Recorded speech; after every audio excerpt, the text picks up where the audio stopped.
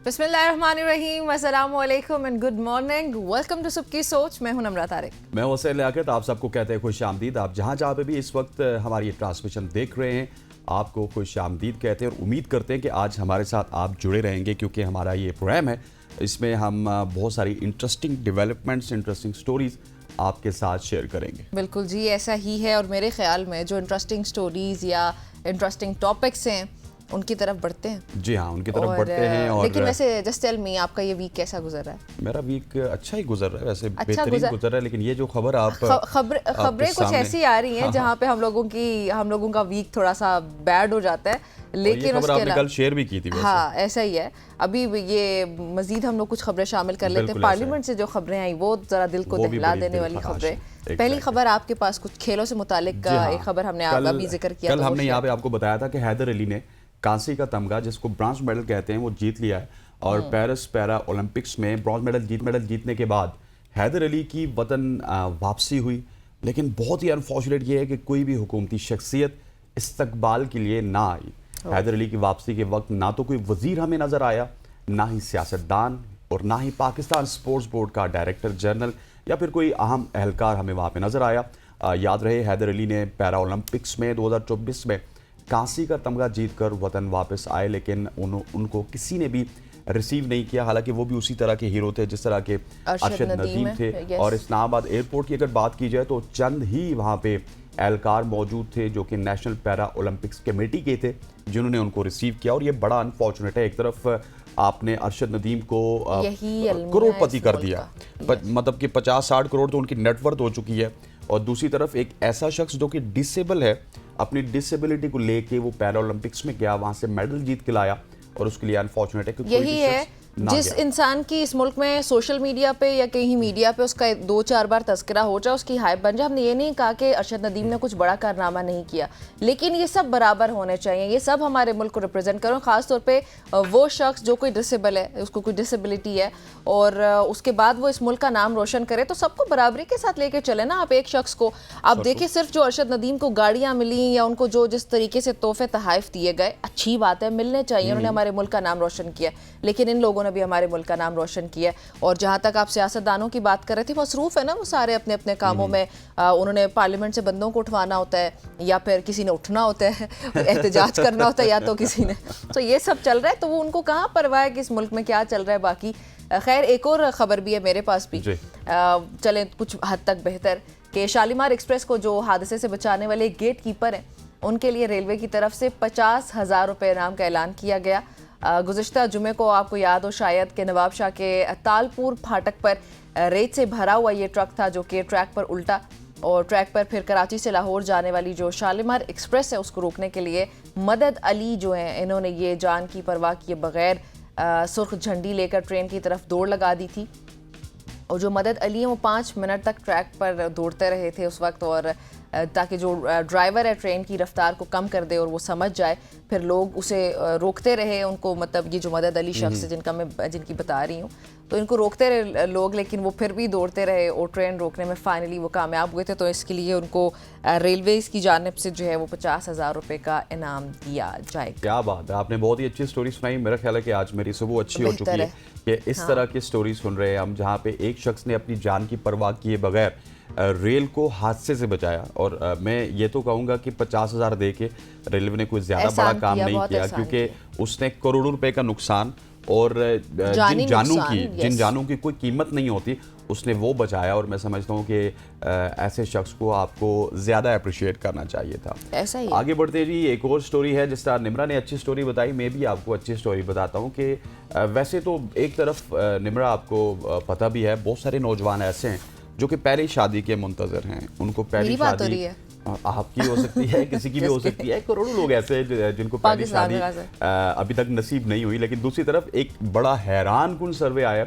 जिसके मुताबिक बताया जा रहा है कि पाकिस्तान में 2 करोड़ लोग दूसरी शादी के मुंतजर हैं। जी हाँ, ये हकीकत पे मबनी बात है, जबकि इसी रिपोर्ट में कहा गया पाकिस्तान में 2 करोड़ 22 लाख से ज़ायद लोग पहली शादी के भी मुंतज़िर हैं, लेकिन जो 2 करोड़ लोग दूसरी शादी के मुंतज़िर हैं, मेरा ख्याल है ये ख्वाहिशात पे भी मबनी हो सकता है। हर शख्स कहता है आपकी क्या ख्वाहिशात है, आपकी ख्वाहिशात किस पे मबनी है? मैं उन 2 करोड़ में शामिल नहीं हूँ, मैं 22 करोड़ में हूँ। मैं पहली से बहुत खुश हूँ। नहीं, मुझे पहली से काफी खुश है, पहली से काफी खुश हूँ। और दूसरा तो मेरे ख्याल में थोड़ा सा इंसान को, मैं एक आम बात कर रही हूँ कि इंसान को थोड़ा डर भी लग रहा होता है ना, अगर टीवी पे आप बैठे हो, आपको होता है कि बेगम देख रही होगी। नहीं, बेगम का मसला नहीं, अगर आपकी ख्वाहिशात किसी और पे मबनी हो फिर भी तज़किरा नहीं करते। बेगम का मसला नहीं, मैं उन 22 करोड़ लोगों में हूँ। नहीं, आप वैसे स्मार्ट मैं 2 करोड़ में नहीं हूँ। नहीं, आप स्मार्ट मैन, लेकिन ये है कि मैं उन 22 करोड़ में हूँ। चलिए, ठीक हो गया। दूसरी शादी के मुंतज़िर नहीं है। लेकिन ये भी आपको एक बताता चलो ना, हम अक्सर महफिलों में बैठे होते हैं, हर शख्स कहता है मैंने दूसरी शादी करनी है, दूसरी शादी करनी है। हिम्मत किसी में नहीं होती। वो अपनी निजी महफिलों में चाय पीते हुए, खाना खाते हुए, डिनर करते हुए, लंच करते हुए वो इस तरह की बात करते हैं। अभी बल्कि हम जब ये बात कर रहे हैं, पीछे हमारे कैमरामैन अहमद साहब भी हंस रहे हैं, उनकी भी शायद ये ख्वाहिश होगी कि दूसरी शादी करूं। ऐसे ही है, हो सकता है वो ब्रेक में मेरे ख्याल में मुझसे पूछ लेते हैं कि उनकी ख्वाहिशात क्या। अच्छा जी, वफाकी वजारत तालीम ने इंकशाफ किया है कि पाकिस्तान में 2 करोड़ 62 लाख बच्चे ऐसे हैं जो इस वक्त स्कूल से बाहर हैं। उनमें से अब 1 करोड़ से ज़्यादा बच्चे ऐसे हैं जो कि 5 से 9 साल की उम्र के हैं। ये जो नंबर्स हैं, इनमें ये मुल्क में तालीम की तशवीशनाक सूरत हाल को बयान कर रहे हैं। और जो छोटे बच्चे हैं उनकी एक बड़ी तादाद इस वक्त स्कूल में नहीं जा रही है, स्कूल्स नहीं जा रही है। और इससे ओबियसली इनका जो मुस्तकबिल है ये इंतहाई संगीन ख़तरा है हमारे लिए कि इनका क्या ही मुस्तकबिल होगा। और अब इस सूरत हाल को देखते हुए जो हुकूमत है, हुकूमत के लिए फौरी तौर पर इक़दाम करना ज़रूरी है ताकि ज़्यादा से ज़्यादा बच्चों को स्कूल या फिर स्कूल भेजा जाए, उनको तालीम फराहम की जा सके। क्योंकि हसनैन, आप अंदाज़ा लगाएं हमारी पॉपुलेशन की, अब ज़ाहिर सबके सब तो बच्चे नहीं हैं। exactly. जो बच्चे हैं उनमें से ऑलरेडी पहले ये 3 करोड़ का नंबर था, अभी राउंड ऑफ करके कुछ इस तरह 2 करोड़ 62 लाख भी अगर है तो दैट इज़ वेरी अनफॉर्चुनेट। एक बहुत बड़ा फिगर है, एक बहुत बड़ा फिगर है। जहाँ पे हम बात करते हैं कि चाइना को देख लें, जापान को देख लें, वेस्टर्न वर्ल्ड को देख लें कि वो अपने बच्चों की परवरिश किस तरह करते हैं, उनकी ग्रोथ किस तरह करते हैं, उनका ब्रॉटअप किस तरह करते हैं। और दूसरी तरफ अगर हम अपनी तरफ देखें तो यहाँ पे 2 करोड़ लोग, 2.5 करोड़ लोग, 3 करोड़ लोग, जिस तरह आप कह रही हैं कि 3 करोड़ बाहर थे, अब चले 2.5 करोड़ पे फिगर आ चुका है। और एक और बात, इसमें जो अजीब बात हसनैन मजीद ये है कि ये बच्चे सिर्फ स्कूल से बाहर नहीं है, बल्कि ये सड़कों पर रुल रहे हैं, या आपको चाइल्ड लेबर की शक्ल में नजर आएंगे, या तो ये भीख मांग रहे होंगे, या कहीं पे कूड़ा जमा कर रहे होंगे, या कोई बहुत ही ऐसा फिजिकली उनकी कोई एक्टिविटी ऐसी होगी, कोई मजदूर वगैरह कुछ इस तरह का, जो आपको भी देख के तकलीफ होगी कि ये छोटा सा बच्चा, मासूम बच्चा, और इसके साथ ये क्या हो रहा है। बिल्कुल ऐसे है, और ये बड़ा अनफॉर्चुनेट। इसके हवाले से वालिदैन को भी काम करना चाहिए और हुकूमत पाकिस्तान को भी काम करना चाहिए। आगे बढ़ते हैं, अगली जो खबर है मेरे पास वो बहुत ही ज़्यादा इंटरेस्टिंग है। इंटरेस्टिंग इस वजह से है कि जादू टोने को आप सब जानते हैं। जादू टोना पाकिस्तान का जो कल्चर है उसमें बहुत ज़्यादा आम है। किसी भी शख्स को, भाई हर ख़ानदान में 2 ख़वातीन, ज़्यादातर माजरत के साथ थोड़ा वो मुझ पे ख़वातीन अटैक ना करना शुरू कर दें, लेकिन अक्सर कहा जाता है कि कोई ना कोई जादू करने वाली ज़रूर है। नहीं, मतलब जादू करने वाली ना भी हो ना, कोई ऐसा शख्स जरूर होता है, यार आज मेरी कमर में दर्द है, आज मेरा कारोबार खत्म हो गया, आज मेरी गाड़ी को ये प्रॉब्लम है, मुझे जादू हो चुका है। तो इस हवाले से सेनेट में भी तशवीश का इजहार किया गया और जादू टोना करने वालों के लिए अब मेरे हिसाब से उनको खबरदार हो जाना चाहिए। क्योंकि सेनेट की जो तरमीमी बिल है उसके मुताबिक जादू करने या उसकी तशहीर पर 6 माह से 7 साल तक कैद और 10 लाख रुपए तक जुर्माना होगा। ये बहुत ही ज़बरदस्त इकदाम है, क्योंकि मैं जब से बचपन से बड़ा होता हुआ आपके सामने आया हूँ तो आप देखेंगे दीवारों पे, दुकानों पे बंगाली जादू टोना, बंगाली बाबा,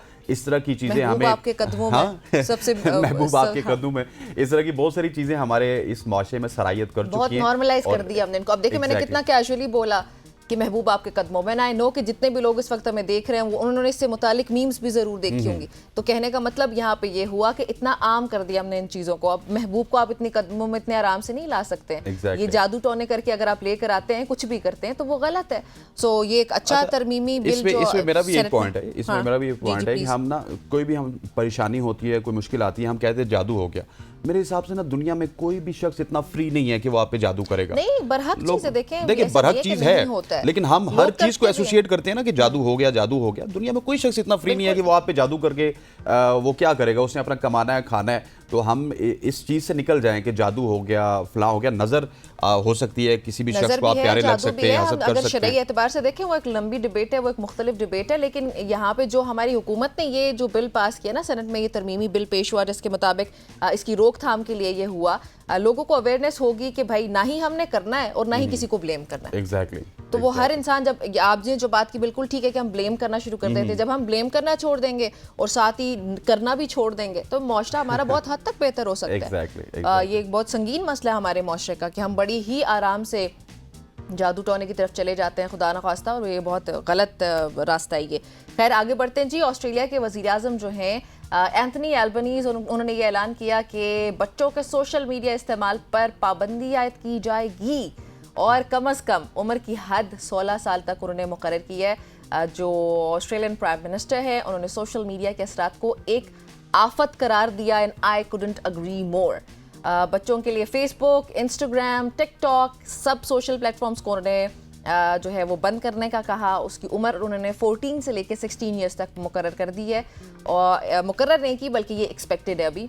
और जो प्राइम मिनिस्टर हैं वो ये भी कहते हैं कि वो 16 साल से कम उम्र के सारिफीन पर पाबंदी के हक पे हैं।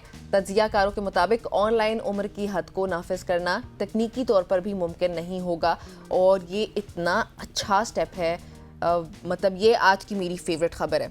हाँ बिल्कुल सही बात है। एंड आई वांट कि हमारे प्राइम मिनिस्टर की भी तरफ से एक इस तरह का बयान आ जाए, अगर वो पाकिस्तान तहरीक इंसाफ का पीछा छोड़ दें और बाकी वो दूसरी अपोजिशन के मसाइल को छोड़ के आगे असल जो हमारे मसाइल अगर उनकी तरफ आएँ, और हमें हमारे भी पेरेंट्स को बताएं कि भाई कम से कम 16 से 18 साल तक आपने बच्चों को फोन्स नहीं देने। बेशक, और ये पूरी दुनिया इसके हवाले से तशवीश का इजहार कर रही है। इसको हमने बनाने देखा वाले हमारे यहाँ भी फायरवॉल बनाएगी, लेकिन वो एक सर्टेन सेगमेंट के लिए बनाएगी। हम ये चाहते हैं कि हमारी गवर्नमेंट की जानिब से भी तकरीबन 16 साल की उम्र तक जो बच्चे हैं उनको तकरीबन आप अगर इंटरनेट से दूर नहीं भी रख सकते ना, सोशल प्लेटफॉर्म से दूर रखें, फेसबुक से, टिकटॉक से, इंस्टाग्राम से, इस तरह की चीजों जैसे वो से आप आफत दूर का लफ्ज रखें। उन्होंने यूज किया ना, हाँ। वो इतनी बड़ी आफतें हैं ये सब सोशल मीडिया पे, जो कुछ भी आपको एप्लीकेशंस आप यूज कर रहे हैं, फेसबुक, इंस्टाग्राम, तो आफतों से बचाएं फिर अपने बच्चों को एटलीस्ट 16 ईयर्स तक, ताकि वो मेंटली इतना वो स्टेबल हो जाए, इतना मैच्योर कर जाएं कि उनको अंडरस्टैंडिंग हो जाए कि अच्छा क्या है, बुरा है, तो फिर उसके बाद वो कंटेंट को डिफरेंशिएट कर पाएंगे। एग्रीड जी। आगे बढ़ते हैं। अगली खबर मेरे पास है। दुबई के हुक्मरान शेख मोहम्मद बिन राशिद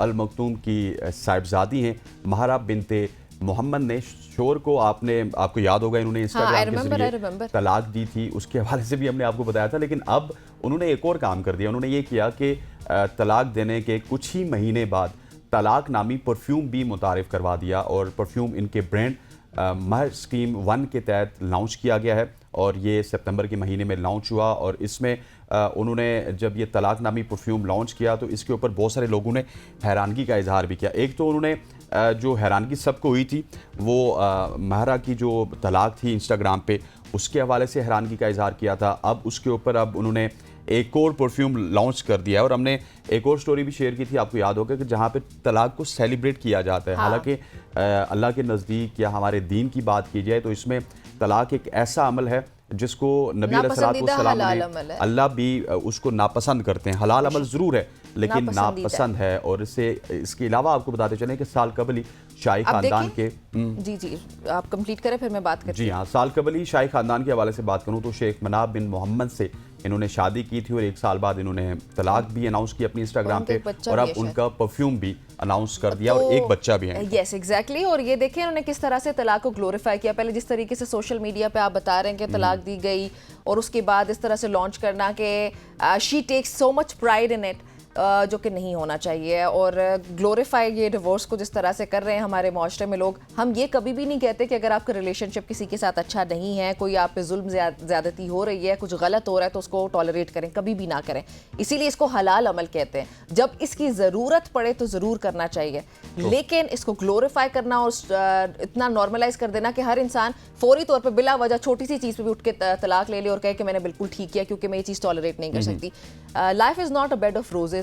आपकी ज़िंदगी में मुश्किलात भी आती हैं, आप तक है कि आप उसको अंडरस्टैंड करें कि कौन सी मुश्किलात आपके सहने के काबिल हैं और कौन सी नहीं है। और जिस तरीके से खूबसूरती से आप बता रहे हैं कि भाई डिवोर्स है और इसको तो ज़रूर अप्रिशिएट करना चाहिए, ऐसा बहरहाल इस तरह तो फिर कोई भी सोसाइटी कभी सर्वाइव ही नहीं कर पाएगी अगर हम इसी तरह खुशी खुशी तलाकें लेना शुरू कर देंगे बिला वजह। Again saying that. चलें जी, कोई और स्टोरी है आपके पास? जी आपकी स्टोरी है। मैं स्टोरी बयान करूं, चलें ठीक हो गया। ज़मीन का जो खुद साख्ती की तरफ एक अहम कदम, हम लोग दीन इस्लाम की बात करें तो हमारे सामने तो ये हमारे अंबिया कराम ने हमारे सामने ये तमाम चीज़ें बहुत सालों पहले बयान कर दी थी। समंदर में नाजरीन एक हैरत अंगेज़ फंगस जो है वो दरियाफ्त हुई है जो कि प्लास्टिक को भी खा सकती है। ये फंगस जो है ये समंदरी माहौल में परवरिश पा रही है और प्लास्टिक के जो ज़रात हैं उसको ये तहलील कर सकती है। और जो इसमें रिसर्चर्स हैं उनका ये मानना है कि ये समंदरी आलूदगी के ख़िलाफ़ एक बहुत बड़ा कदम हो सकता है, विच आई अग्री कि अग्री अपॉन कि जिस तरह से हम लोग प्लास्टिक को यूज़ कर रहे हैं या जिस तरह से कचरा वगैरह हम आजकल समंदरों में फेंकते हैं तो ये अच्छी बात है कि बेचारी ये खुद ही फंगस कुछ हेल्प करे। बहरहाल इस दरियाफ्त की मदद से साफ समंदर और सेहतमंद सैयारे की उम्मीद है, वरना इंसानों ने तो बहुत तबाही मचाई हुई है। माजरत के साथ हम लोग तो बेदरेग कुछ भी कचरा भी हम जाके छोटा सा नाला भी हमारे घर के पास बह रहा होता है हम उसको ब्लॉक कर देते हैं। समंदर तो फिर बड़ी चीज़ है। स्पेशली पाकिस्तानी की बात की तो पाकिस्तानी इसमें अपनी मिसाल आप हैं। प्लास्टिक का यूज़ तो थ्रू आउट द वर्ल्ड हो रहा है। हाँ, हम लोग ये थोड़ा गंदगी ज़्यादा रिसाइकल नहीं करते, गंदगी ज़्यादा मचाते हैं और डस्टबिन का वेट नहीं करते, जहाँ पे भी आता है बस वहीं पे फेंक दिया।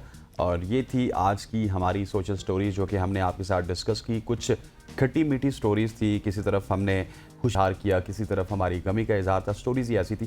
ख़वातीन हज़रात, यहाँ पर वक्त हुआ चाहता है एक शॉर्ट सी कमर्शियल ब्रेक का। ब्रेक लेते हैं, वापस आते हैं। Stay with us.